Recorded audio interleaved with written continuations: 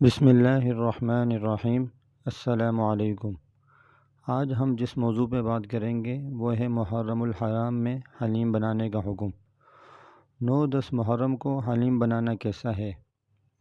واضح رہے کہ اللہ تعالیٰ کے نام کے علاوہ کسی اور کے نام سے حلیم یا کوئی بھی کھانا پکانا سال کے کسی بھی دن حرام ہوگا۔ اگر وہ حلیم اللہ کے نام کی ہو یا ویسے ہی عام کھانے کے طور پر پکائی گئی ہو تو اس کا بنانا جائز ہے، بشرطے کہ کسی خاص رسم یا عقیدہ یا شوق کی بنیاد پر نہ ہو۔ تاہم آج کے دور میں 9-10 محرم کو حلیم بنانے کا التزام کرنا چونکہ اہل باطل کا شعار بن چکا ہے، اس لیے ان دنوں میں اس سے مکمل اجتناب کیا جائے تاکہ ان کی مشابہت سے بچ جائے۔ فساق فجار کی مشابہت اختیار کرنا شرعاً ممنوع ہے۔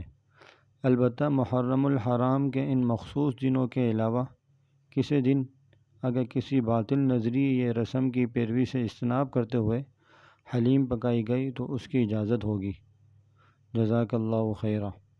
یہ ویڈیو دیکھنے کا بہت شکریہ۔ اگر آپ کو یہ ویڈیو پسند آئی ہے تو اس کو شیئر کریں، اس لیے کہ دین کی بات دوسروں تک پہنچانا بھی صدقہ جاریہ ہے، اور چینل کو سبسکرائب کرنا مت بھولیے گا۔ اللہ تعالیٰ آپ کا حامل و ناصر ہو۔ جزاک اللہ۔